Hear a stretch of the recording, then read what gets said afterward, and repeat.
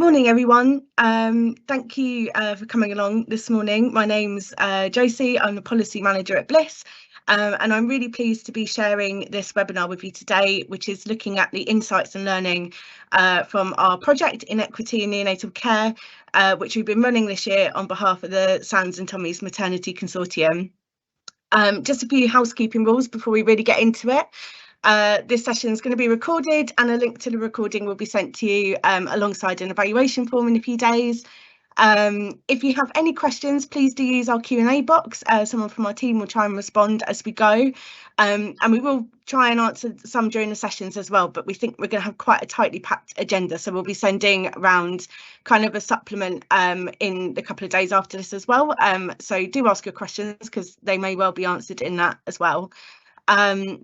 If you hear us saying next slide, please, kind of throughout to Ollie and Sinead, they're our wonderful digital team who are helping this work smoothly in the background. So that's who we're talking to. And on that note, can I have the next slide, please? So just to quickly run through what we're going to talk about today, we're going to quickly go over the project background and what the Maternity Consortium is. I'm then going to run through a session looking at how communication can impact on involvement in caregiving and decision making on neonatal units.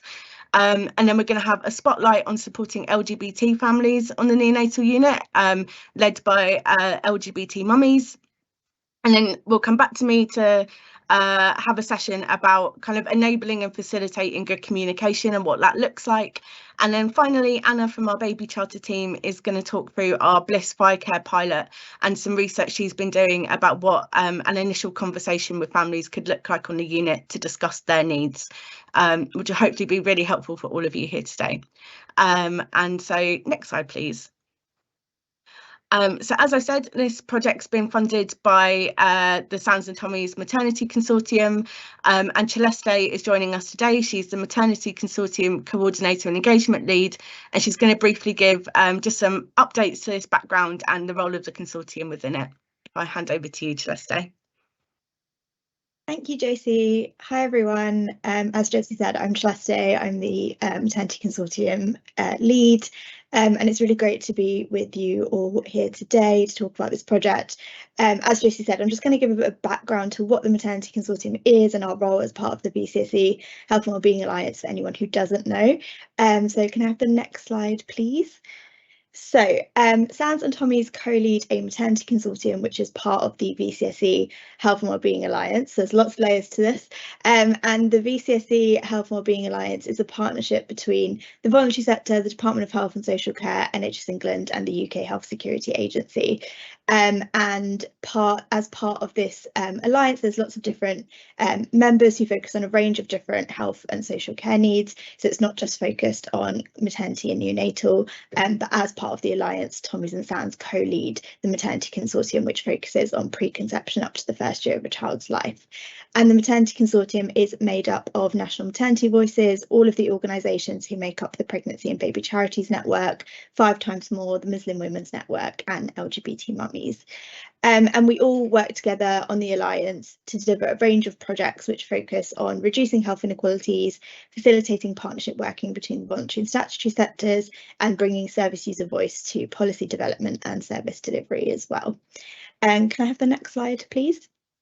So some of the projects that we've done as part of the Health and Wellbeing Alliance are listed on the slide here. I'll just run through them super quickly because we don't have a huge amount of time, but just to give you an idea of the kinds of things we do. So we did a project on the barriers to accessing maternity care. So we did a big service user survey, focus groups and interviews, particularly focusing on groups at risk of poor outcomes. And then we've developed some case studies and graphics which promote service user voice, and have been sharing that with healthcare professionals and policymakers. Sharing learning from the Starting Well Fund, so that's been about supporting projects which have been also funded by the Department of Health and NHS England, focusing on reducing health inequalities from preconception up to 2.5 years of a child's life. So we've been supporting them to share learning across the maternity and neonatal systems, and make connections and all that good stuff. So we have developed some webinars and case studies with those projects. and ensuring equitable access to specialist perinatal mental health services and maternal mental health services. Similarly, we have been supporting those services to share good practice around reducing health inequalities within the service and improving inclusivity and accessibility. And what I'll do is we've got a range of kind of webinars and resources that have come out of those projects. So I'll share those with Josie to send around to you afterwards if you're interested. But the reason we're here today is because of the project that Bliss are leading on for us around addressing inequity in neonatal care. So when we were developing our work plan for this financial year, Bliss brought to our attention that there was, with all the kind of amazing work underway around reducing health inequalities, there was less of a focus on interventions on reducing inequity in the neonatal unit. So we're very grateful to them for developing and delivering this project, which has been focused on engaging with healthcare professionals and families with experience in the neonatal unit to understand if there are differences in outcomes for babies and families based on their care, and to share these insights with you all today, but also with policymakers to support kind of improving policy and practice. So I hope that was a helpful summary. If anyone has any questions, I'm happy to kind of answer those in the Q&A or after the event. But yeah, I'll hand over to Josie again. Thank you.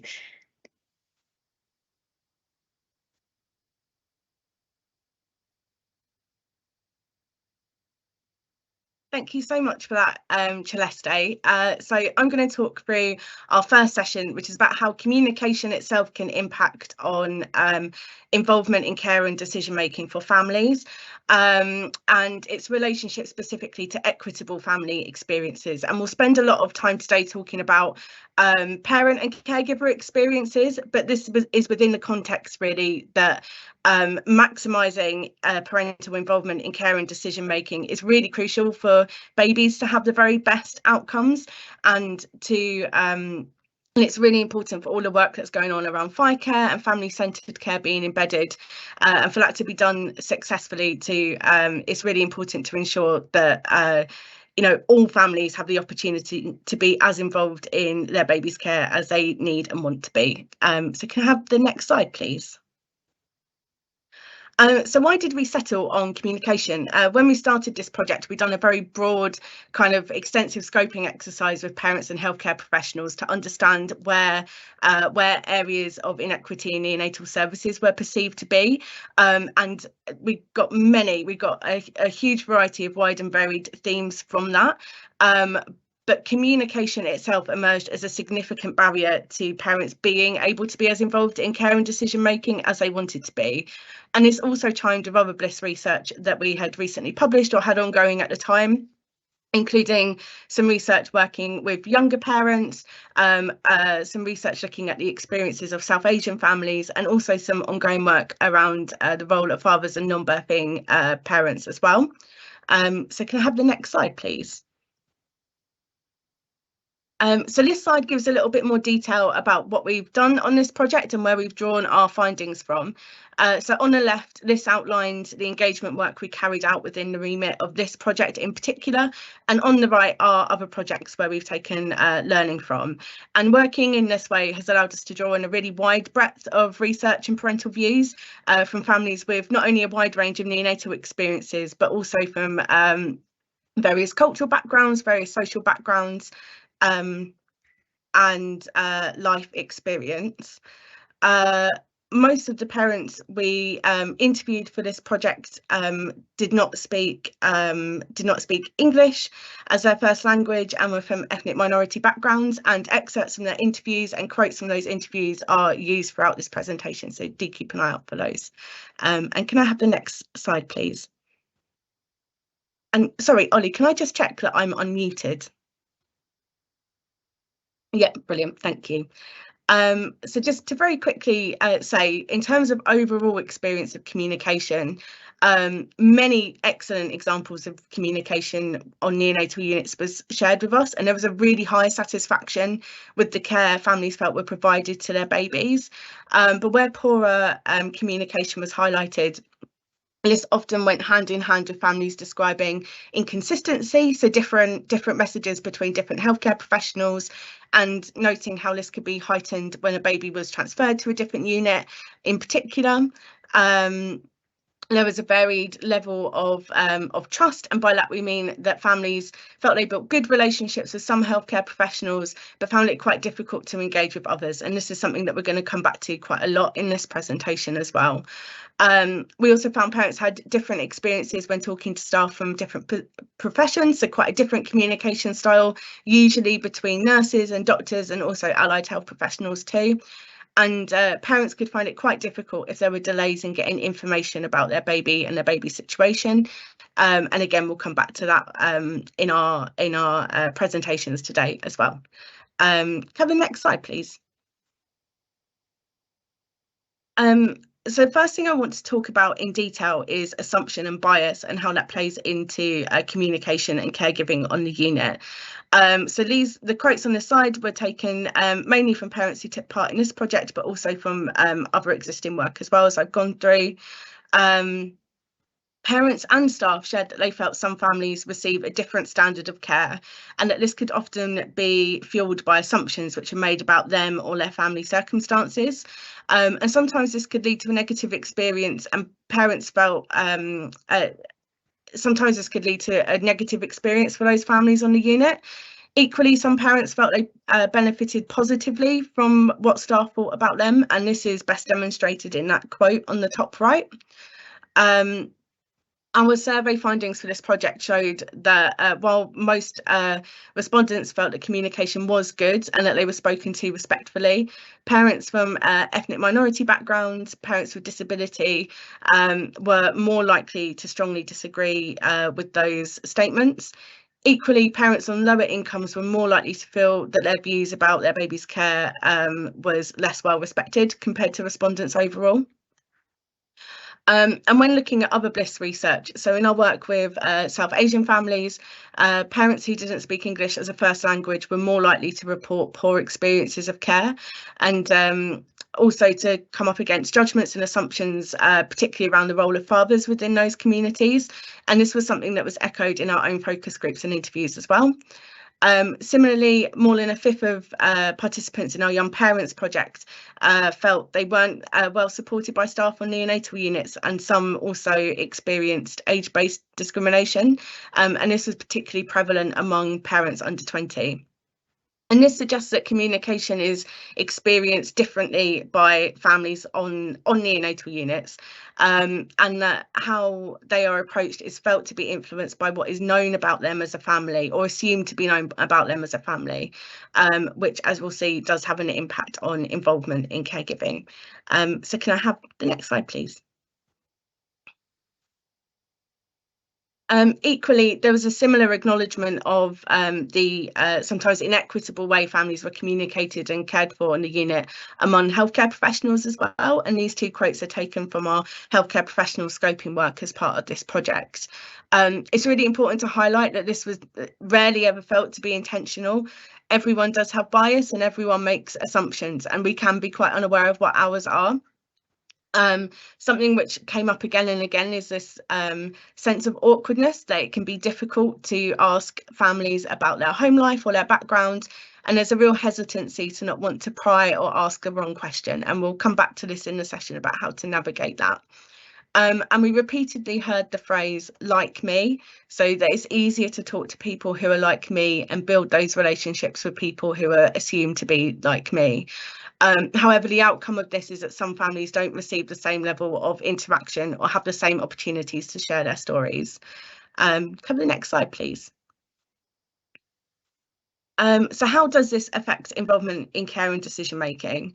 Of course, involvement in care evolves over the course of a baby's admission, and many parents will be unsure of how to be involved in their baby's care from the off, and will need a lot of encouragement and support to be able to do that. And communication is really at the heart of enabling parents to do that really well. And one thing I want to highlight is that you as staff might be witnessing the same scenarios as parents, but you're experiencing it differently. What for you might be quite routine and quite day to day might be the first time parents have ever experienced this themselves, and it can have quite a large emotional impact. So I just want to play this clip from Liz, who describes an interaction with a nurse who who didn't understand why she was so upset about being asked to leave parent accommodation. Are we okay to play that, please, Ollie? That's from a NICU was when, like I said, she was a week old. So she was born at 23 weeks. She was rushed to another hospital because she needed an operation. So we was able to stay in the parent accommodation for a little while. So it was around 5 days, I think it was, that we was able to stay. We knew it would be short term because those accommodations are for parents who need to be close to the babies. But one of the nurses, I was really upset when we was told that we had to leave, which is understandable. And the nurse that was looking after her just came up to us and quite bluntly said, "Why are you crying? Why are you upset? Is it because you can't stay in the ward anymore?" And it was that we weren't able to stay close to our baby. And it's the fact that then I had to go home and leave my baby in that environment. When you're pregnant, you don't ever think that this having to stay in NICU was going to happen. And the fact that we were going home without our baby and leaving her with strangers, more or less, in that hospital environment, it was really upsetting, and it really did impact on how I was more so after that. Yeah, it really did impact us. I think going forward for and my suggestions would be for just nurses to have a bit more empathy and really listen to the parents as much as they can. I do know on reflections from our NICU journey is that some of the high level hospitals are really busy. They are focusing on that care and that medical attention for the babies, but just being able to just spend that little time speaking to parents, getting to know them, understanding what their personal circumstances are. And so for me, travelling to the hospital, yeah, um, only obviously that we couldn't stay close to her, but then I don't drive personally, so I would have had to have, I had to look at what personal public transport that I would need. So for me, it was a train and 2 buses, or 3 buses, or I would have to rely on other people to take me to the hospital, which I did. In the end, we did have to work out all those logistics, so that was also impacting on how I was feeling at that time. Brilliant, and thank you to Liz for sharing that. So from this clip, it's clear that the emotional separation and the impact of that wasn't understood very clearly, and nor equally was how her ongoing presence on the unit was going to be affected by that decision, which is obviously really difficult for her. Is it okay if we move to the next slide, please? So I wanted to talk a little bit about confidence. So confidence can be built or knocked, and communication is really key to building confidence among families to be involved in their baby's care. And we have heard from families who felt that they got in the way and weren't encouraged to be as involved in caregiving as they want to be. And the consequence of that is that it can prevent parents from asking any questions that they have, or seeking out opportunities to proactively ask to be involved in their baby's care. So I just want to share 2 experiences with you now of conversations that these parents had, and how one really helped build confidence and how one didn't. So in the first clip that we're going to share, Liz again shares her experience of being well supported and encouraged to do skin to skin with her 23-weeker to support breastfeeding. So can we play that first video on the right, please, Ollie? A positive experience that I had whilst in NICU was one evening when I was struggling to get some milk. I was expressing, and I was finding it really hard to get some milk for my 23-weeker. I've been struggling for a little while, and I was given the medication. However, my supply just wasn't up to where it needed to be to get enough milk to feed her. And one of the nurses that was looking after her that night came and sat with us. She really listened to why I was feeling the way I was, and she explained that that could have been impacting on my milk supply, which I do believe it was. And she asked if I'd had much skin to skin contact with her. She needed an operation when she was a week old, so due to that, it was hard to hold her too much. However, like I said, the nurse really listened to us, and she explained that the best thing I could do for her at that point was just to give her lots of cuddles, let her be with me and with the dad, and just to give her that time now, and not to focus my attentions too much on getting that milk supply going, just to give her that love and that skin to skin. The nurse went off, got me a hospital gown and brought that back, so I got changed, and I sat there till nearly midnight that evening, giving her skin to skin. And I will never forget that moment at all. It was such a special time. And like I say, it really impacted us a lot, that conversation with that nurse and her giving us that understanding and listening to us. Thank you. And then in the next clip, another mum, also Liz, called Liz, describes her experiences after her and her wife had a baby at 29 weeks, and how her interactions with a care provider around breastfeeding really knocked her confidence and reinforced her own guilt and emotions about what she was feeling. So can we play that second video, please, Ollie? Right. I mean, obviously, there's always things that you kind of can dwell on, and things that could potentially be better or could have been better. And you know, there was one or two nurses in particular, and obviously breast milk is best, but with the way that our girl came into the world, it just didn't happen for us, and it was quite a sore point for me to not be able to produce the milk that our daughter needed. And every time we went in and that nurse was on shift, she asked where the milk was. That was the first thing she asked us, and every time it was sort of another kick in the stomach that, you know, my body had kind of failed me a little bit and had failed our daughter. So I think being a bit more sensitive to what mothers and fathers, but mothers are kind of going through in that situation when it comes to sort of breast milk and things like that are probably better, could be good. And thank you again to Liz for sharing your experiences with us for this presentation. But as you can see, raising confidence is really important for empowering parents to be involved in care. And while I'm sure Liz, who had a more negative experience, I'm sure that was meant really well intentioned and meant to be encouraging. But as you can see, the way that was communicated really reinforced her own feelings of guilt about that situation. So can we have the next slide, please? A neonatal admission also can alter the perception of parenting and the parenting role, and parents and caregivers are quite vulnerable in this situation. They can feel like bystanders who are watching their baby's care being delivered, and can feel that the staff caring for their baby are more important than they themselves as parents. And involvement in care and decision making is really critical for parents to feel like parents. And communication which undermines their skills or their experiences can disempower them and reinforce that staff might be playing that more pivotal role. And returning to this theme of assumptions as well, parents can feel that the care they receive and how they're spoken to and how they're communicated with is rooted in how they're perceived. So what is known about their background, their social circumstances or family circumstances, and then what that is assumed to mean for their behaviours, their motivations and beliefs. These assumptions can have a really tangible impact on how parents are involved. For example, they might attend the unit less frequently.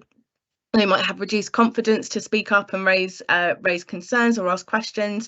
And we also heard about how kind of relationships can break down between staff and families as well, which can again then make it more difficult for parents to attend the unit and engage in care and decision making. Can we have the next slide, please? And this is a quote that I just wanted to share. It's an excerpt from an interview we had with a father for this project.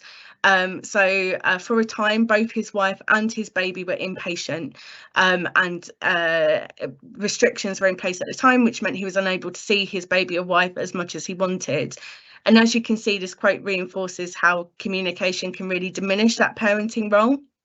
And also how parents recognise when they are someone who doesn't have the same relationship perhaps as other families with staff on the unit.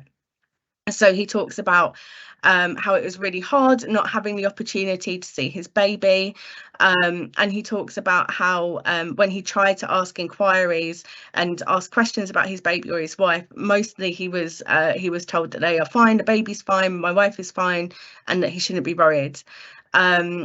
and he felt it was really important for staff to know that to know how parents are feeling when they're on the unit, so that they can have a better relationship with everybody, not just the people who they connect easily with on the unit.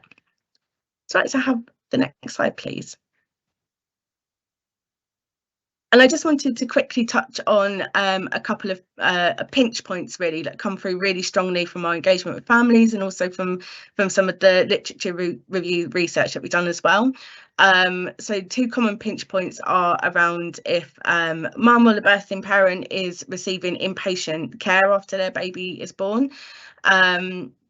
So this was felt to be a stage where communication was really particularly poor, and that this could be more difficult where parents didn't speak English as a first language.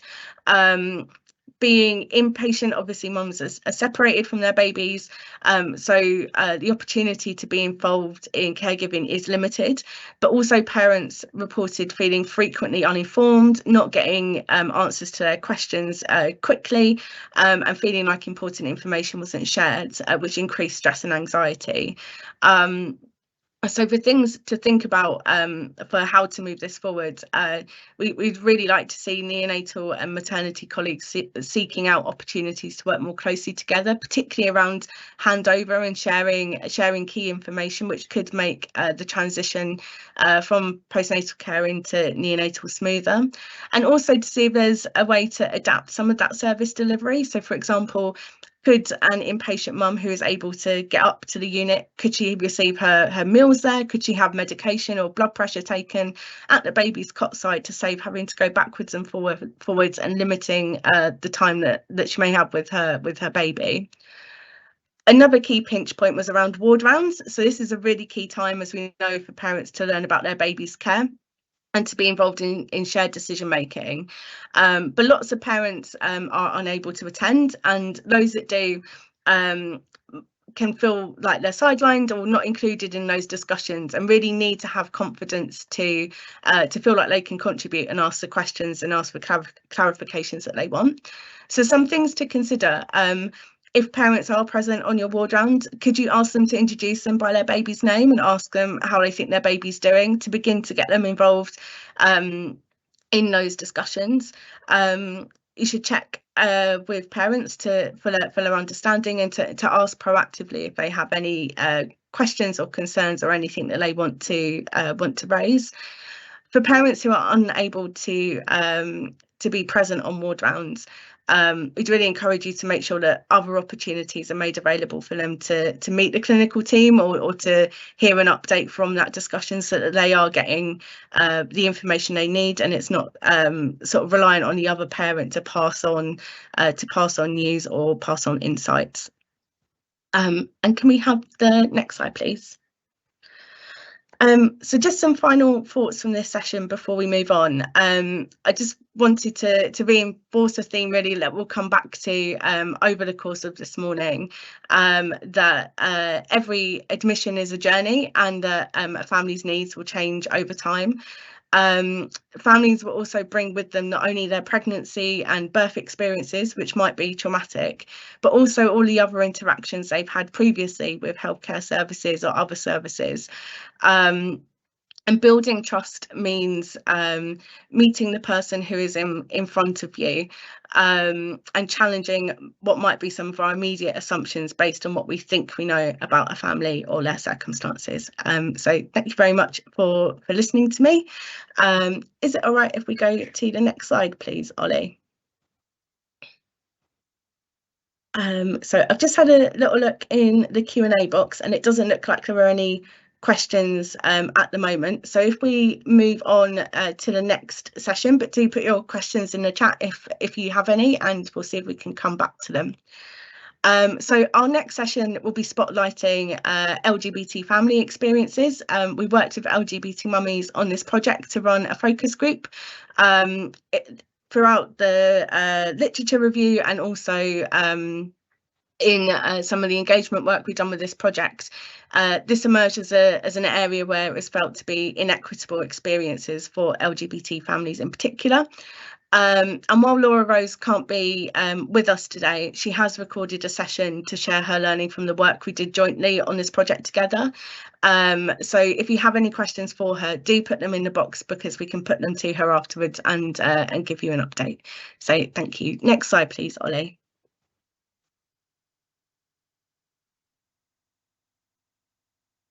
And are we okay to play the video? Hi everyone, apologies I can't be there today. I'd really like to be there to meet with you and talk to you all. My name's Laura Rose and my pronouns are she, her, and I'm founder of the organisation LGBT Mummies. And we partnered with Bliss to do a project looking at LGBT plus neonatal journeys, what they look like and the outcomes that come from those journeys, and how moving forward positively you can help influence and support a more positive journey. So I'm just going to share my screen now.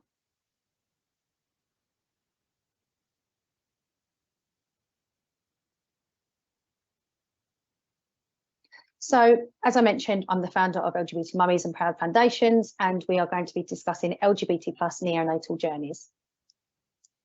Who are LGBT Mummies, just in case you're not aware of us and what we do as an organisation? Our sole purpose is to educate, support and advocate for LGBT plus women and queer people that identify as mums globally on the path to motherhood or parenthood. We have nearly 20 support groups privately, we run events, and we provide support and guidance to intended parents on the pathways to parenthood, whether it be home insemination, fertility treatment in a clinic setting, adoption, fostering, whether it be as a co-parent, a single parent by choice, as a couple or a polyfamily. There's lots of different ways that we can start our family through different routes to family creation. We also partner with lots of different organisations to provide that additional clinical support that sits outside of our remit. And we also provide additional support one-on-one if people need it. Proud Foundations is our educational arm, and we educate organisations to improve their understanding of the LGBT plus community and our paths to family creation, be it through LGBT plus competency, perinatal mental health, maternity pathways, supporting all the different aspects of who we are as families and our journeys. We're working together with all of these organisations to a more inclusive future. Organisations like the NHS, we do a lot of training for them and their midwives, different perinatal mental health teams as mentioned, Tommy's, Bliss, lots of different organisations that support the journey on path to motherhood, fatherhood or parenthood. And we work with clinics, sperm banks, other charities, and it's always about educating those other organisations on what our journeys look like, who we are, our gender identities, our sexualities, our family pathways, how we created our children, our family makeups, so that people have a really understood, informed view of who we are and how we can be supported. We also provide consultancy support as well, looking at what your service looks like and how that can be improved to ensure that you're giving the most inclusive service to provide for all people. So if you have seen any presentations where we've spoken previously, you may have seen this before, but we always like to start off talking about the barriers that surround our journeys to parenthood. And it does, of course, look quite negative. It's quite a large circle of barriers, but in many cases, many people experience more than 1, 2, 3 or 4 of these barriers on their pathway, from a lack of workplace support when you start your journey, if you're not out at work, having to consistently come out or come out for the first time, which can put you at risk or be difficult, to a lack of NHS funding, difficulty with finances, it not being financially viable to pay out of pocket privately, not having a partner, whether you're a single parent or person by choice, it can still be difficult to not have someone else to go through that with you. And if you need a donor, so if you need an egg or a sperm donor, and of course we're seeing a global shortage of egg donators in the country, globally. And it's really important to notice that actually lots of people do need an egg donor now, so it's something that can additionally be an additional delay or a cost. Having an acceptance path, people's opinions, how people view you as a person, but also your path to parenthood. Why didn't you adopt? Why are you having children? People like you shouldn't be having children. Unfortunately, these are the things that people in our community are told or experience, and sometimes can lead to relationship breakdowns and really difficult circumstances.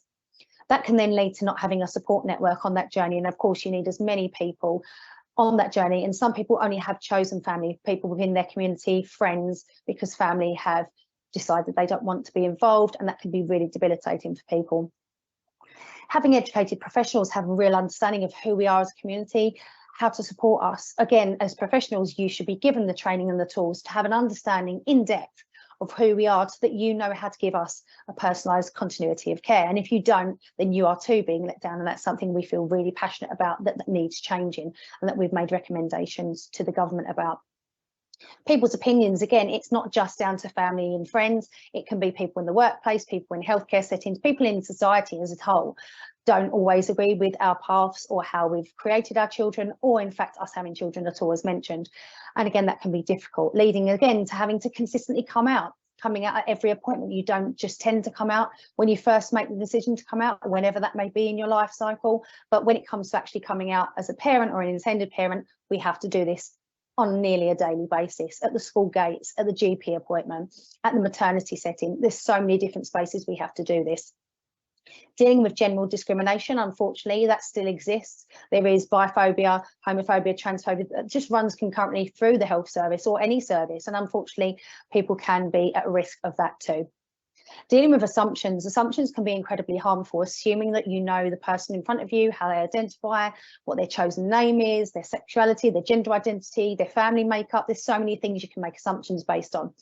And unfortunately, assumptions can be really, really harmful for our community and can lead someone to the precipice of a breakdown, relationship breakdown, exiting the system, and it can really be difficult for people. Dealing with genetic loss, if you're the birthing parent but you're not the actual biological parent, you can sometimes feel like a surrogate and suffer genetic loss. But also if you're the non-birthing, non-bio parent, so you don't carry the baby or babies, and you're also not genetically related to the children, that could be really difficult to deal with. And that's something that as a non-birthing, non-bio parent of one of my children, I've experienced, and that does change. That never really leaves you. They don't look like you, they're not genetically related. It can be difficult to overcome. Dealing with poor care, which leads back into discrimination or assumptions, or not being given the care that you need because you need that specialist level of care, and also leading into the current system and service delays, which we know COVID has completely exacerbated access to appointments and support. So that can be really difficult for people. The law isn't on our side as a community, especially now in the current political climate with the current government, which means whereby people are not being able to be supported on their first chosen route. They're having to go down alternative heteronormative routes, get married, get civil partners to be on their birth certificates of their children, or they don't want to do that. So then they're put at risk, them, any donors, any future children, and it's really difficult. No representation, it's a huge one. Not seeing yourself represented in flyers, in marketing, on maternity walls, in the notepad, like with the details of your maternity care or for your children's care, and having to cross through father and put other mother or other parent if you're non-binary or trans or gender non-conforming. There's so many different spaces where there's no representation, and we are consistently othered and having to adjust to the system because the system isn't fit for purpose. It isn't built for people like us. And that leads straight into intersectionality, the intersectionality of being ticking more than one box, and unfortunately being from different communities, marginalised minority groups, being from an ethnic minority, being black and trans, or being from a religious background whereby you have cultural needs or additional needs that you need to be supported through. So not everyone ticks just one box, and some people are then at risk of more discrimination, additional barriers, additional assumptions, which can lead to being really debilitating for that person or those people on that journey, which leads wholly into mental health. All of these barriers can, of course, impact your mental health, along with if you've ever been through any trauma previously, any miscarriages, losses, failed cycles, all of that can really impact you. So what do those implications look like? Again, quite a large circle, loneliness, feeling like because there's no representation that you're the only one or ones going through that, and the fear, what is that journey going to look like? Is it going to be okay for you? Are you going to feel safe in that section of that maternity unit, or in that sector or that industry, or in that care setting? Is it going to be difficult? Are you going to feel that you're not actually safe as a person? Do you have to hide who you are? Again, leading to relationship breakdown that I mentioned, low self-esteem. Some people come to the point where they stop the journey. They say, it's been too taxing, it's been too much, we need a break, or I just need to stop because I can't continue. And that's really, really sad that people get to that point. And the real, really dangerous implications of self-harm and suicide. There are people in our community that do get to that point, whether it be through a parenting journey or any journey, because it's difficult, the barriers to become too much to bear and overcome. And those are the real life implications that people lose their lives. Also leading to issues with bonding. If you then have baby and you've had difficulties not being called the real mum, or difficulties in those certain settings and assumptions made, it can lead to bonding difficulties with partner or co-parents, but also babies. Some people, it just becomes too much. They receive poor care or difficulties, they exit the system, they free birth, they then put themselves at further risk of poor outcomes, them and their baby. And all we need to look at is the trans and non-binary report, the items report, which I suggest you all take a read to see how they are so much more at risk of poor outcomes. Adding being from an ethnic minority or another background, again, even higher. And mental health depreciation, we know that the LGBT plus community do suffer from mental health issues greater than our heterosexual counterparts. What does that look like if you already have mental health issues and then you have these additional barriers that lead to further implications that lead to your mental health depreciating? And that feeling of isolation, of feeling that you don't have anyone that you can talk to, that you are going through it on your own, no one else understands you, and it can lead to further trauma. This leads straight into, of course, we're talking today about LGBT plus families' experiences of NICU and what do those journeys look like. NICU experiences. So we spoke with several families, partners, and talked to them about what their experiences of NICU were like, the good, the bad, the really great, and the really difficult ones that were really impactful on their journey. So we talked through what those experiences looked like, the existing barriers that they had to go through, the ones we just spoke about to get to this point. They finally have baby or babies in their arms, but they've had to overcome that incredibly difficult journey. We had a lot of feedback around NICU notes not being read by the time they got to NICU. The notes hadn't been read, they weren't being addressed by their names, they were being confused for who was who, and it was really difficult. That there was a lack of effort to understand the journey as well, their gender identity, sexual orientation, their family creation pathway, and that specifically doctors tend to be more on the clinical side. They didn't really want to get involved in that human tactile side, whereby they took any kind of interest in what situation and the journey was. There was a lot of talk around feeding assumptions, around who would feed baby, who would take time to feed baby, and what that would look like. And again, language issues around feeding, but also around who the non-birthing parents were, what they identified as, and how they wanted to be addressed as well. Those birth parent assumptions that only the birth parent would want to hold baby, that they would be the ones that needed to be the caregiver, and again, isolating further the non-birthing parent. The non-birthing parent in many cases not being prioritised. When there's a heterosexual couple, again, many dads say that they feel like this, but in LGBT plus experiences in NICU, it seems even more heightened. The non-birthing parent is not prioritised or given that time and attention as part of the family unit. A lot of the time, cuddle time was saved for the birth parent, that only they would be able to have that opportunity, and we'll talk more through one of the service users' experiences. And that can lead to difficulty bonding with the babies, and that was what one of the non-birthing parents, one of the partners, went through, and it really impacted her journey. All of these issues exacerbated an already stressful time, overcoming all those barriers to get pregnant, to get to this point, to have babies, to then end up in a very difficult situation in NICU and needing care and needing support, and felt that actually this had added an additional layer of barriers and difficulties and implications that were really impactful. Well-intended small talk as well. Sometimes people have such great intent that they want to talk and they want to make you feel better, but at the same time, sometimes thinking about that could be a bit more important, because sometimes the well-intended small talk could be led to assumptions or really difficult, or could cause offence. We had several comments around experiences. My partner's relationship with the twins wasn't prioritised, and it wasn't considered a priority for my partner to hold them, something we've just spoken about. I was ignored regarding my choices of feeding language being chest feeding, and that was from a non-binary parent in NICU. Again, how important language is. We were both active in creating our babies, yet my wife wasn't, because I was the one who grew and birthed them. And that was the viewpoint, that the non-birthing parent wasn't viewed as important enough to be part of that journey in NICU. And this is one of the non-birthing parents' experiences from the point of the birthing mother parent. And she explained that as the birthing parent, I was encouraged to hold the babies, but my wife's relationship with the babies was not prioritised by the staff. It wasn't considered important for her to hold them. My wife did not get to hold one of the babies for 2 weeks. She would arrive from work to be told that I had already had a cuddle with someone or something else was happening. This was the worst time of our lives, and staff did make an effort once told, but it would have been nice to not have to explain how this was important. I felt I had to advocate for my wife as a non-birthing mum and didn't feel it was my job to have to do this, and it had a huge impact on my wife. Our twin babies were not expected to survive, and we hadn't enjoyed the pregnancy because of this, and we didn't do the usual things in pregnancy like buying gift supplies. But because of the way she was treated, she still didn't have the opportunity to bond with the babies until they got home after 5 weeks.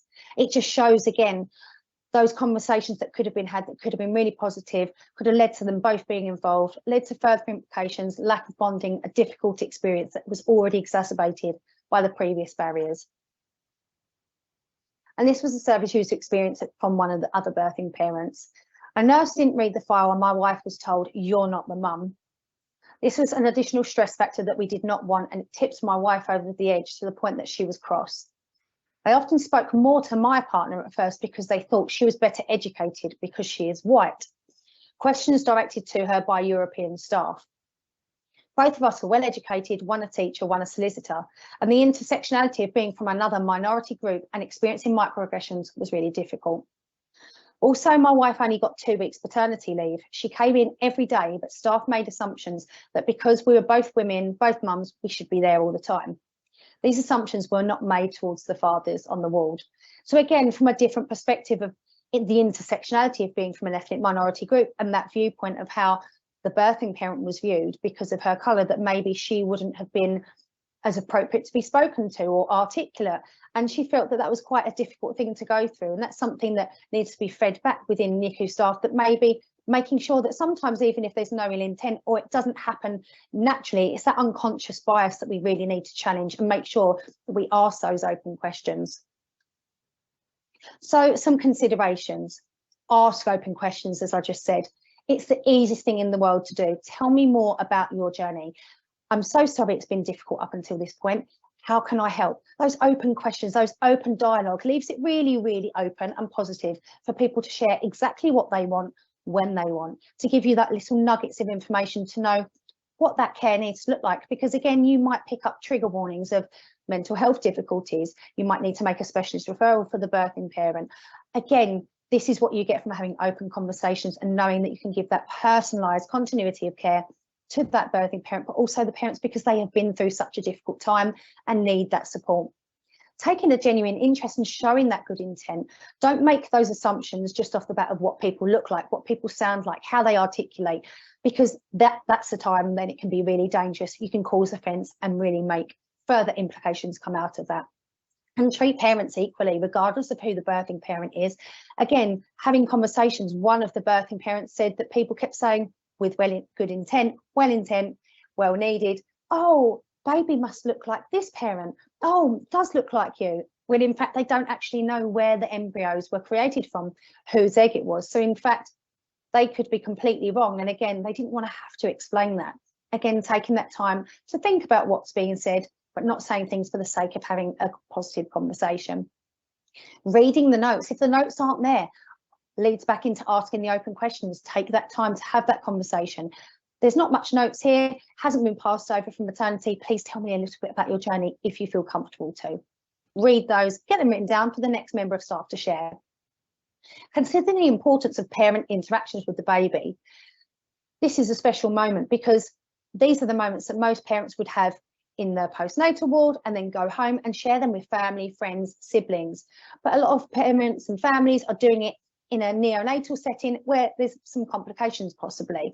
And some of the parents said that they would have really liked that to be considered, how important it was for the non-birthing, non-gestational parent to have that time for those appropriate times, you know, making sure you think about that and having that open dialogue and that conversation. We know that you work, we know that you're coming in at certain times. How can we make it accessible to ensure that you both have access to see your babies and have a good experience? Considering parents' mental health implications as well, because unless you have access to that information, again, taking from those nuggets of information, those trigger words, if they give them to you, but if you do have access, think about that. Think about what that journey's looked like. Have they had failed cycles? Have they had miscarriages?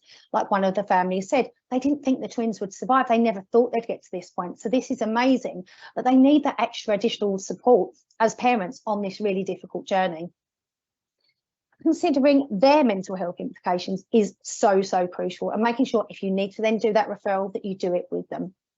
Using preferred language or chosen names rather than mum, and I think this is something that's done so much in the maternity setting or even in peds. So when people are taking in their children, hi mum, come and sit down. Mum, would you like to sit down here? Mum, have you got baby? Are you going to breastfeed?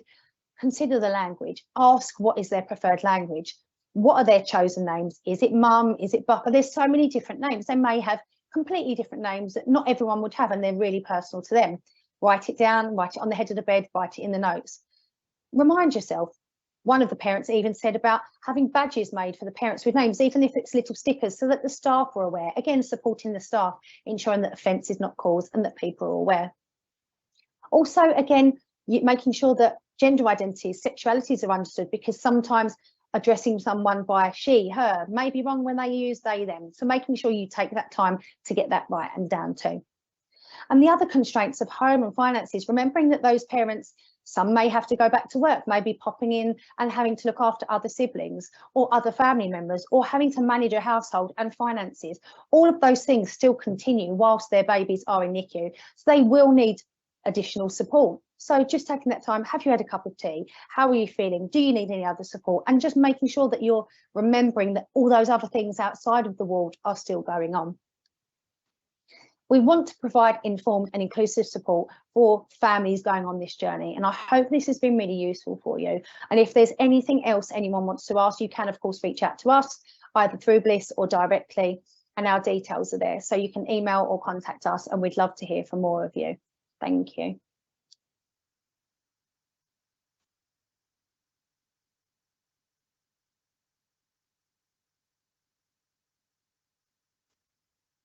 Fantastic. Thank you, Laura Rose, for that. And again, if you have any questions for Laura Rose, do pop them in the chat and we can pass them on to her. We'll also send around her details after this session, so you can get in touch with her directly if you want to. Our next session now is going to be covering how to actually navigate some of those conversations and having more open and effective conversations between you and the families that you support. So can we go to the next slide, please? So what did the research tell us when we done our literature review? So this slide outlined some of the details of that review process, where we were looking at communication within a neonatal and paediatric setting, and some really interesting things emerged, particularly that where there was a focus on what good communication looks like, this was usually centred on communication around palliative care or delivering difficult news. And there was far less focus on what good communication looked like on everyday interactions, despite this actually being the bulk of family healthcare professional interactions on the unit. The evidence also showed that there were some families who were more likely to perceive their experience of care on the unit as being poor, and consequently more likely to experience less positive relationships with the care providers. And these included parents who didn't speak English as a first language, parents from ethnic minority communities, and those of social services involvement as well. Can we go to the next slide, please? And in terms of our interviews and focus groups, we asked parents about communication and the sorts of things that they really wanted and needed.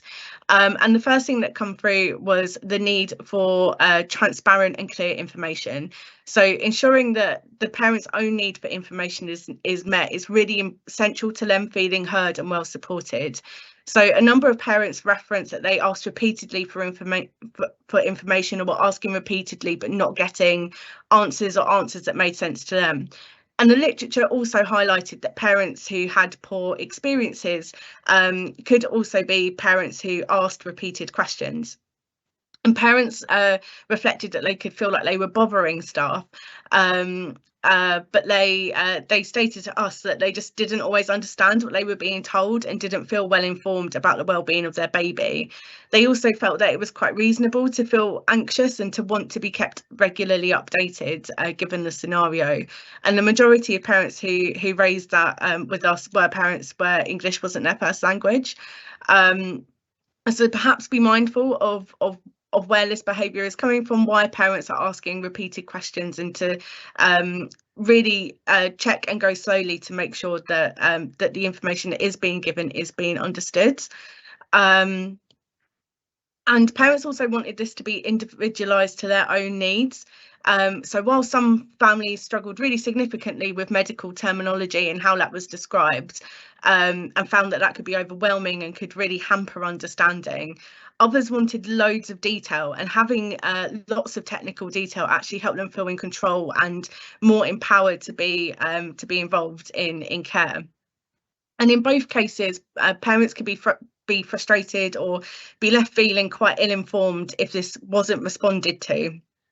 So it's important, again, to respond to the person in front of you and be adaptive to their needs. In Anna's session, which is coming up next, we'll talk in lots more detail about actually what families are comfortable discussing and what families do want to discuss. But they did say, while they were happy to have discussions about home life and felt that would be helpful, they thought it was really important that that should be inclusive, so that was asked of all parents on the neonatal unit. Every family had the opportunity to share, as opposed to being singled out, again, based on what was known or assumed about the families. And most of the families that we spoke to had their baby during the pandemic, and so practically masks were raised as something which made communication more difficult, again, particularly where English was not the first language. And so it's good to be mindful if masks are still a common feature on your unit, how you can get around those communication challenges that they might pose. Can we go to the next slide, please? And we're just going to play this short clip from Wilna about her experiences and how she wished communication was approached on the neonatal unit. If you're all right to play that, please, Ollie. Hi, my name is Wilna Gracias, and I delivered twins via elective C-section at 33 plus 6 weeks due to complications, and my twins spent a total of 19 days in the NICU across 2 different hospital sites. I guess one of my biggest tips, I would say, based on my experience, is to really look at the family unit as your patient on the NICU.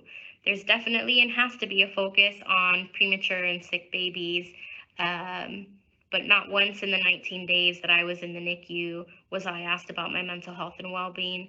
Not once was my partner asked about their mental health and well-being. And I think it would have been really, really helpful to have a conversation around that and ask, rather than work off of assumptions around how we wanted to be spoken to, how we wanted to have information delivered to us, how we wanted to take part in the care of our children.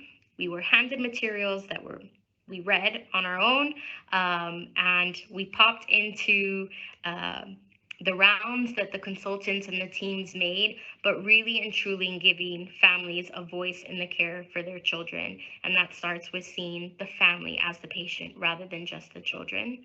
The second, and I hinted to it already, is really a focus on mental health and well-being for the family and for everyone that's involved. There was a lot of conversation and paperwork and resources that were shared around postnatal depression and postnatal anxiety, which is really helpful and I think really positive. And I think there's been some great movement in that sense.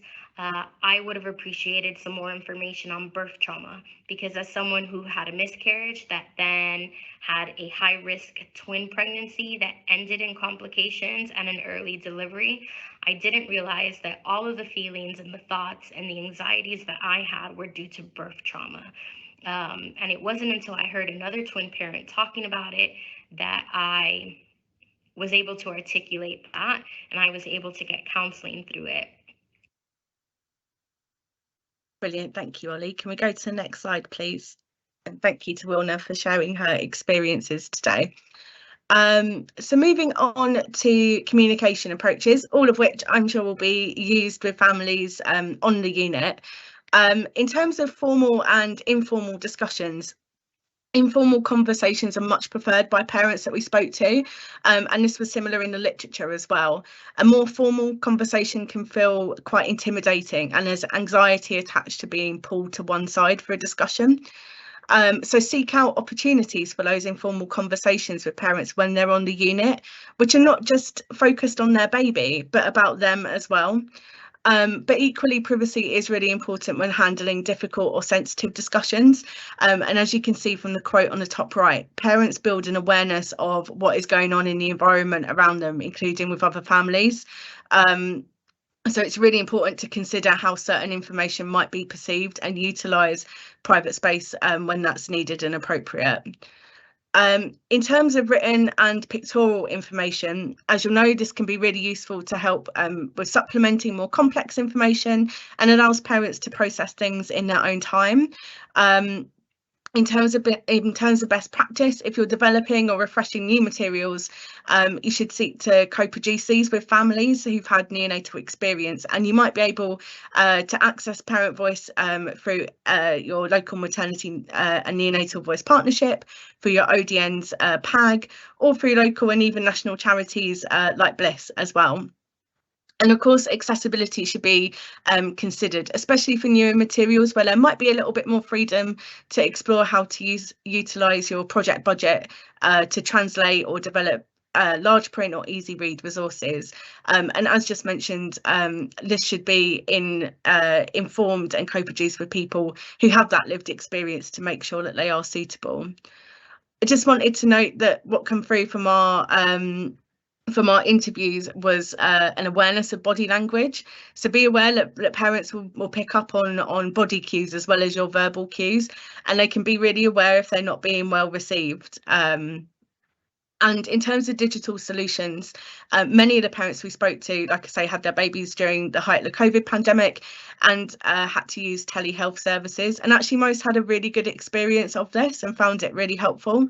But just to be mindful that this isn't a blanket solution where not everyone is able to access internet kind of freely and easily. Next slide, please. So in terms of supporting good communication from admission, the start of the journey is really the point where building trust and enabling good communication starts. And these tips might be helpful for kind of building those relationships early doors. So ask parents how they want to be referred to. Many parents prefer to be called by their name rather than being referred to as mum and dad, because sometimes that can set things off on an unequal footing. And as Laura Rose discussed, if you're uncertain of the relationship to the baby, don't assume, just ask and open up that conversation. And it's really important to prioritise communication with both parents and caregivers.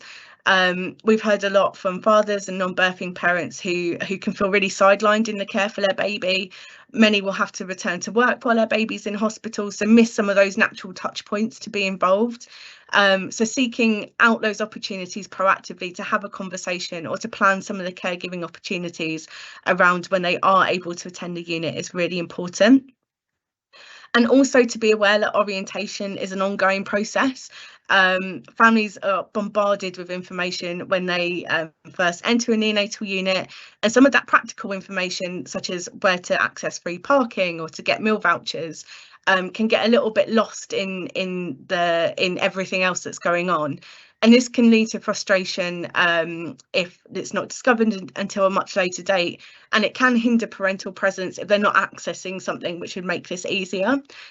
So check in regularly with parents over that early admission period so they know it's available. For example, just by asking, oh, I know you come in by car, I just wanted to check you knew about our discount scheme. And also try and make sure these are as easy to access as possible, although I appreciate often the rules around that sit above the neonatal unit itself. Can we have the next slide, please?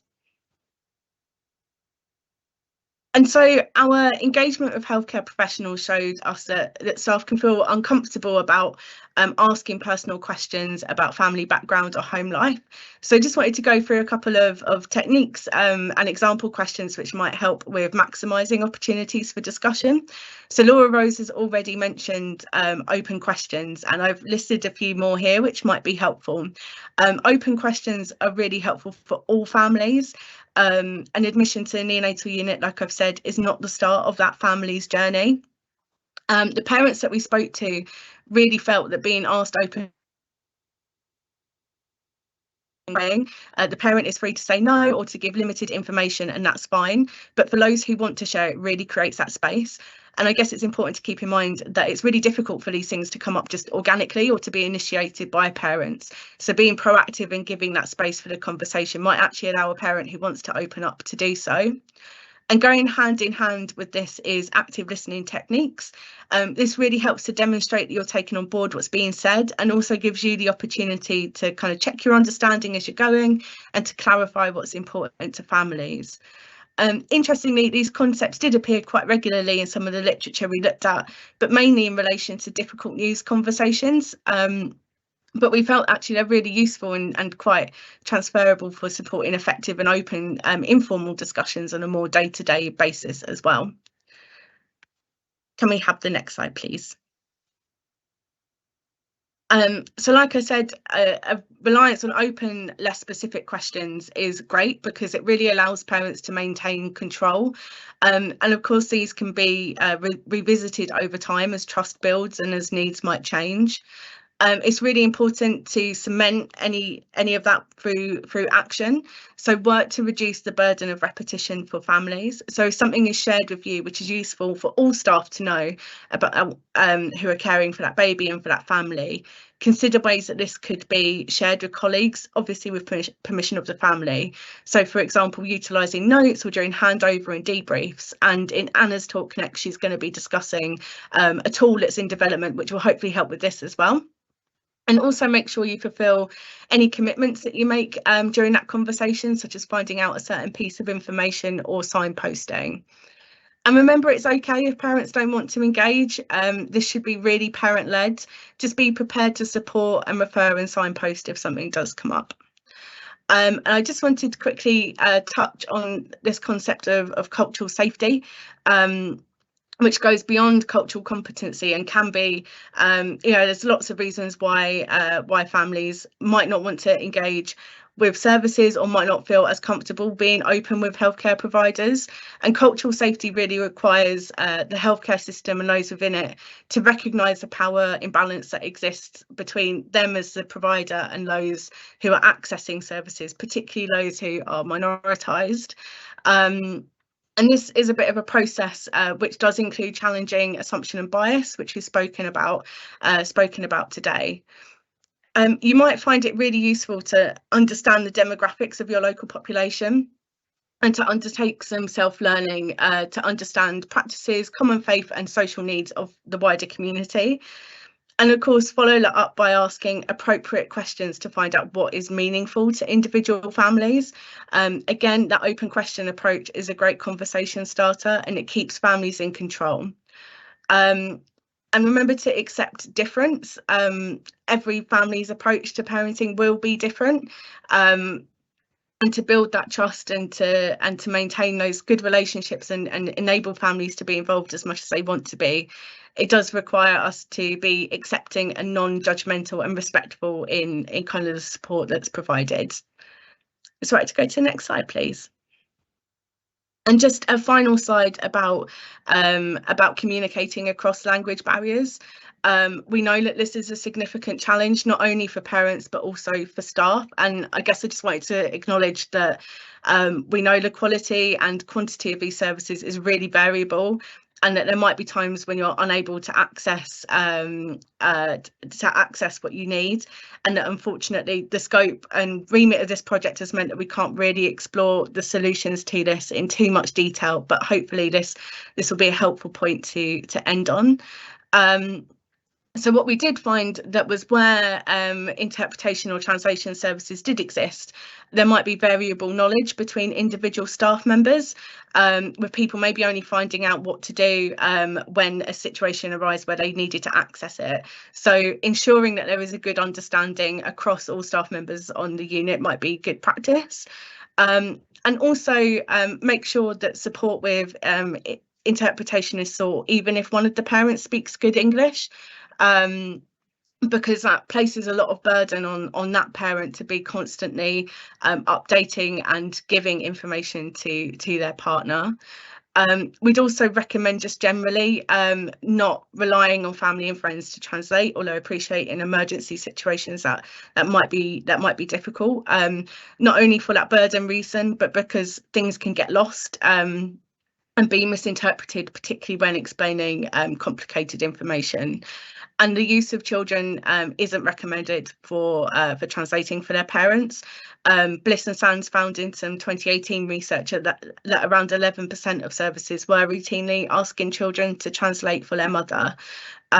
So we would recommend not doing that. We've heard from lots of people who say that other members of staff can be really effective for helping to translate, but it's important to recognise the boundaries of the people that you're working with, and if they're not comfortable and need to protect their own work or emotional well-being, then it's really important that that's well respected and there's kind of, you know, alternative processes in place that isn't just reliant on that. And then I just wanted to raise this concept of the cultural broker. I'm not sure how widely used, or if at all this is used within our services at the moment, but it did come through from some of the literature we looked at. And this was a role of a person who's able to assist not only healthcare professionals in with kind of language and translation, but also in understanding and helping parents navigate what might be an unfamiliar health service environment. And so as kind of services move more and more towards family integrated care, looking at how these roles might work in service development going forward might also be really helpful. So that's the end of that session from me. Thank you for listening. Is it right to go to the next slide, please? I've just had a quick look. I don't think we have any questions at the moment, but someone has said about not relying on families to interpret, and that they've seen this mistake made before and it's meant information is missed. Thank you so much for sharing your experience with us. I'm going to hand over now to Anna for our final session of the day, where she's going to talk through her initial conversation research project. Thank you, Anna. Thanks, Josie. So hi everyone, I've been asked to speak about an area of involvement work that we've been doing at Bliss with parents as part of our FiCare pilot project regarding communication on the neonatal unit and how to reduce inequality in neonatal care.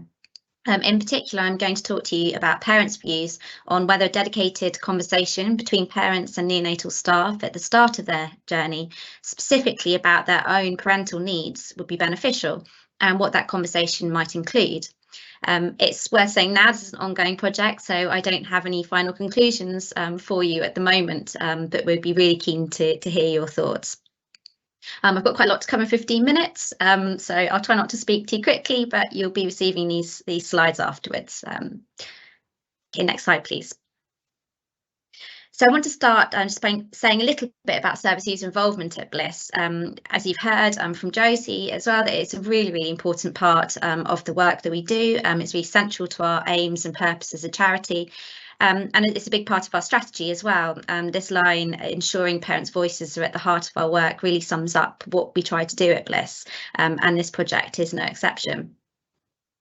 So we're very fortunate that whenever we have a call out for parents and carers to be involved in our projects, we have an incredible response. And the parents that we speak to are very invested in our work. They want to share their stories with us, and importantly, they trust us with the information that they're giving us. And they want to use their experiences of often one of the most traumatic times of their lives to improve things for other parents and ultimately for future babies born premature and sick. So as you all probably know, the FiCare model is about empowering parents to become confident, knowledgeable and independent primary caregivers working in partnership with staff. However, we really feel that in order for this aspect of FiCare to happen successfully, it's absolutely crucial that parents' own needs are recognised and understood by staff from the unit. And I think, as you've heard today, and this just comes across again and again and again when we talk to parents. And this means that they can be fully supported in their journey that they unexpectedly find themselves in. We knew that parent voice would be an essential aspect of our FiCare project. So we developed a dedicated project pack which is made up of 12 parents with neonatal experiences within the last 5 years. And I just want to pay credit to all of the parents who participated in our research so far, and especially to our PAG, that have just their involvement is just absolutely incredible. Next slide, please. So as Josie's presentation demonstrated, we know communication is absolutely key to the success of ensuring parents feel supported and encouraged to become confident caregivers, and that ineffective communication can have a really long-lasting detrimental effect on parents. And we heard this a lot within our focus groups. In order to understand parents' individual needs, we know that communication with healthcare professionals, it needs to be effective, needs to be individualised, and needs to be sensitive. And so we decided to concentrate our first FICare focus group on this theme of communication. It was a topic that we knew from carrying out individual chats with the PAG prior to the focus groups, that it was a topic that they all had a lot to talk about. Many parents told us about very positive experiences they had on the unit, and we want to kind of say that as well. And not all of it was negative. We had some really lovely stories of how parents were supported. With staff who cared for, supported them alongside giving exceptional medical care for their baby. But unfortunately, we did also hear about some less good relationships that parents experienced with staff, or also that they witnessed an inequality of care. We wanted to know what worked, what didn't work, and any suggestions that they had for how things could have been better, and how effective relationships could be built on the unit, thinking back to their own experiences. But in particular, the thing I'm going to focus on today is we wanted to hear about what would have helped parents tell staff about their own needs, and how to create that safe and inclusive space for staff to get to know parents as individuals. We wanted to know whether something that we're calling an initial conversation, this isn't what it might end up being called, but about how parents' own needs would be beneficial and ultimately enable them to be present with their baby more and make a tangible difference to their ongoing experience of being on the unit. Next slide, please. And so as part of our first FICare focus group, parents were asked, if you had been offered an initial conversation with staff at the start of your neonatal journey, would you have welcomed this, and what difference would that have made to your stay? There was a really clear consensus among all parents in the session that a sit-down discussion about their own needs and personal situation would be very beneficial. This is absolutely everybody in the focus group kind of agreed with this. They told us that they wanted to be able to prepare for this meeting in advance. They didn't really want it sprung upon them. They would have found that quite unnerving, and that it should happen at a time to suit them. They also wanted to know what the topics would be covered so that they consider what their needs are. All parents agreed that it would be too overwhelming to have this conversation on the first day on the unit, as they're too much in shock and still coming to terms with the situation, and that our parents in the focus group thought maybe day 2 or 3 would be best, except there was one lady in the group that said actually she kind of had a predicted need for a neonatal stay, and she would have actually welcomed to have this discussion while she was still on the maternity unit and before the baby was born. Some parents commented that they wouldn't want to leave their baby during those first few days, and therefore it'd be important to discuss with parents when and where they would like this conversation to happen.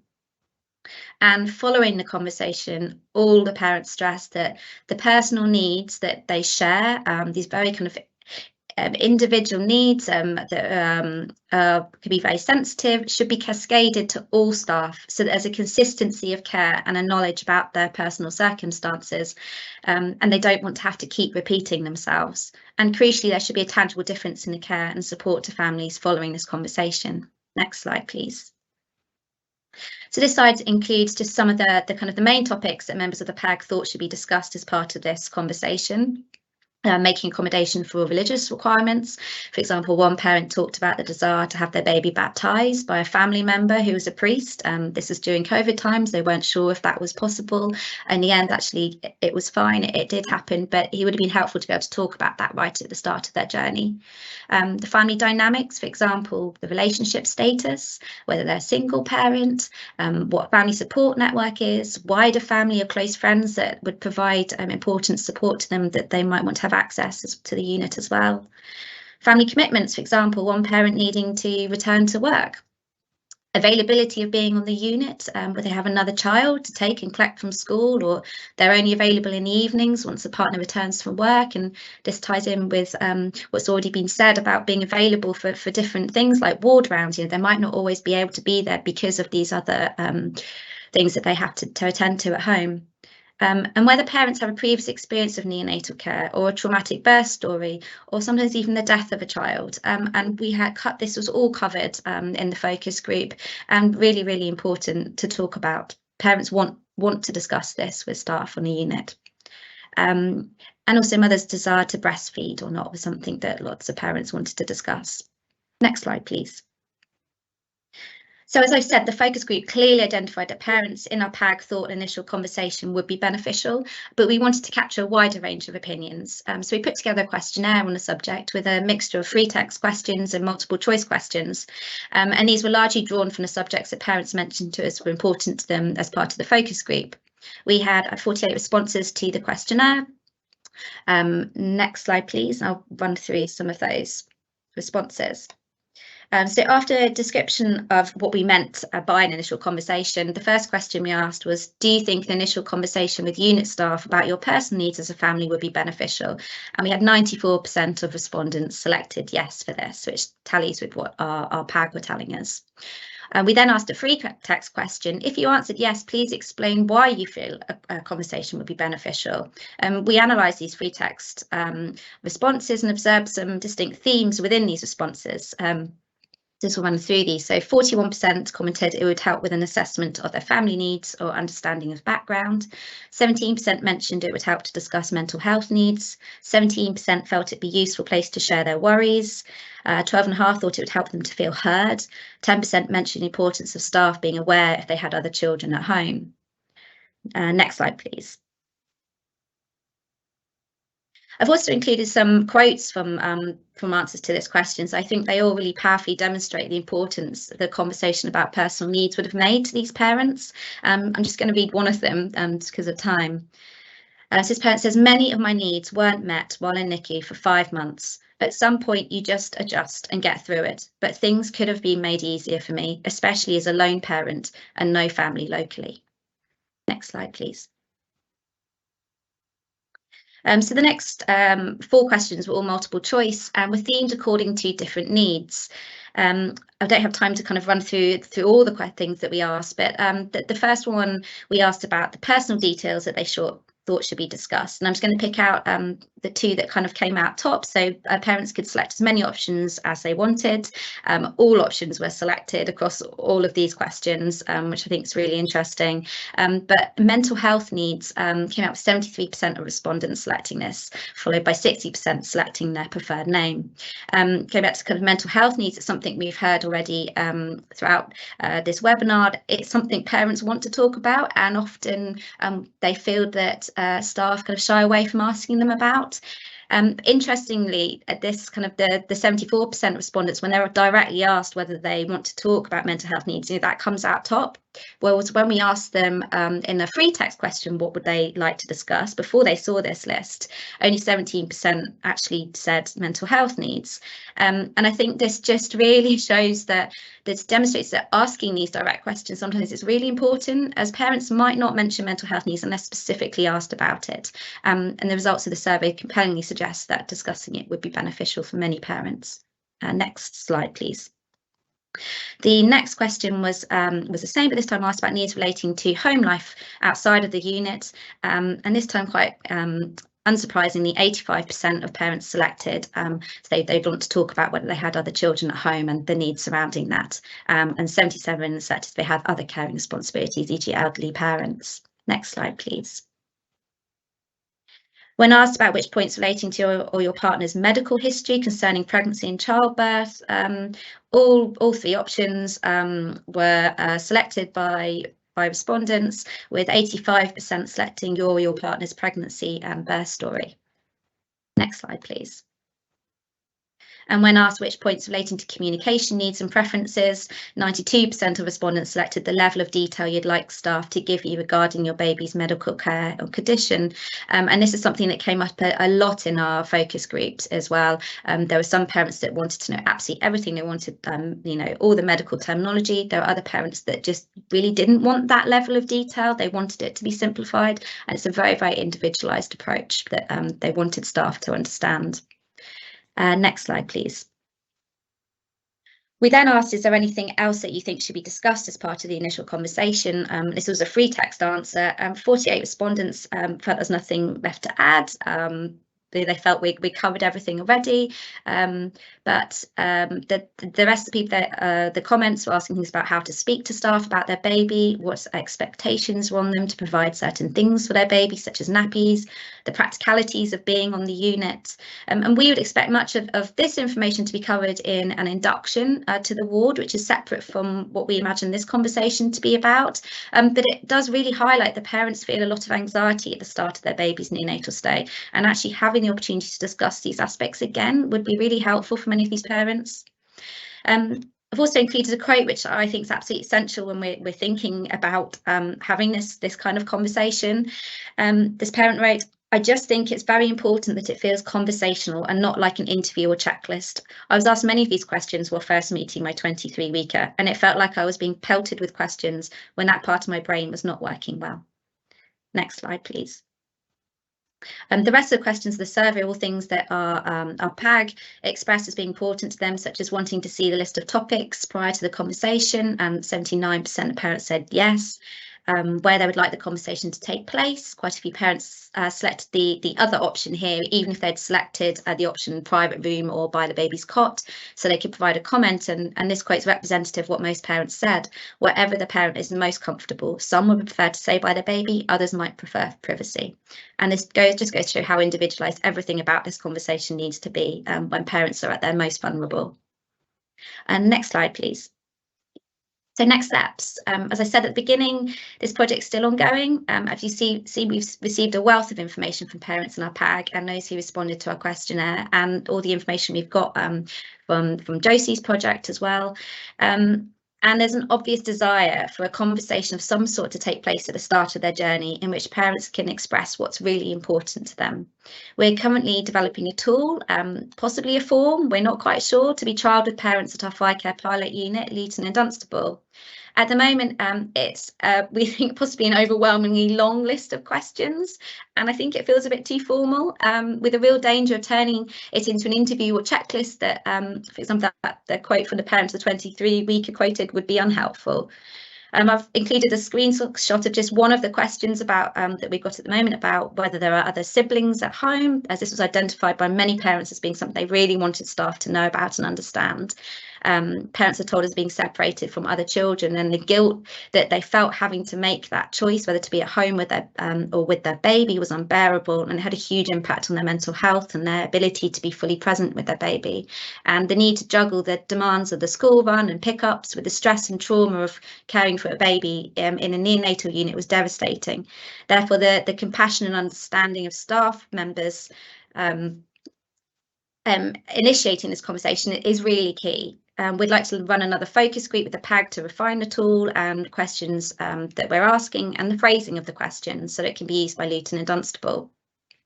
It's also really important to mention this point, the driving force behind Bliss's FiCare project and all of our work at Bliss is to ensure that there's an equity of care for parents and that those who need additional support for whatever reason receive it, and that the needs of all parents are taken into consideration in order to tackle the health inequalities that we all know are too prevalent in our society. With this in mind, there are a number of questions that won't be relevant to all parents, but it's still important to ask them to every parent, because we don't know, what their needs are unless we ask. And things such as language needs, support with accessibility, disability, many disabilities are invisible. We won't know unless we ask. Cultural and religious needs, just to name a few. But these questions need to be asked with a great deal of sensitivity. And once we've refined our tool with the PAG, we're then going to want to gather feedback from parents and staff who use the tool at Luton and Dunstable as to how well they think it works, and crucially, whether the needs of parents have identified as part of the conversation lead to tangible differences in care towards them and result in them having a more successful partnership with staff in the care of their baby. Next slide, please. It's my final slide, and I'm just going to finish on some questions that we don't currently have the answers to. We're still exploring, but we'd really appreciate your thoughts as healthcare professionals who potentially be having these conversations with parents and acting upon the information given to you. And yeah, I really appreciate your thoughts, so please do email me. We'll be sending that round after the event, and also we'd like to know if anyone's doing something similar. We'd like to hear how it's going. So thank you for your time.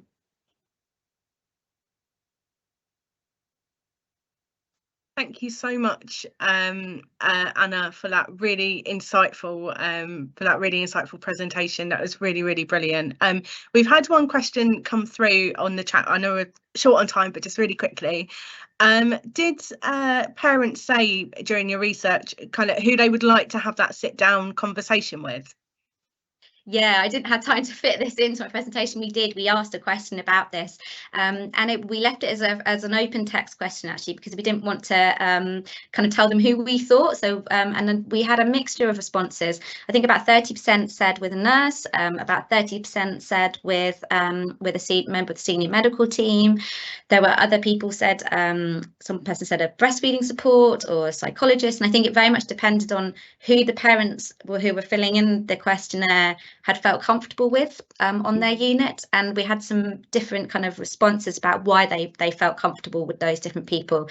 There's quite a big kind of in their comments, they talk about how feeling more comfortable with a nurse, being able to build more of a rapport, seeing them more regularly, whereas parents who selected a member of the senior medical team actually interestingly said they felt having a conversation with them meant they felt that they had more say on the unit, and they would be able to influence change more.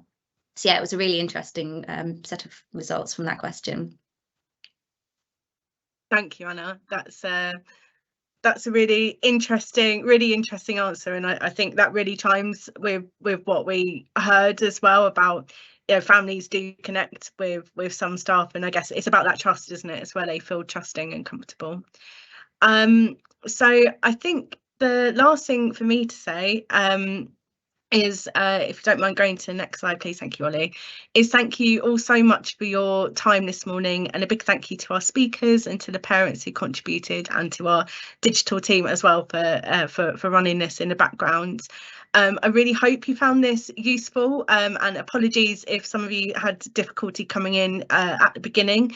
We will be sending round the full slides and recording, so you will be able to catch up on what you missed to everyone who's registered, and it will go up on the Bliss website as well. We'll also be sending around some supplemental information, so if you do have any questions, please do feel free to get in touch with us, and we're very happy to follow up and tell you more about these projects kind of offline as well. But thank you all again very, very much for coming, and do take care. Thank you.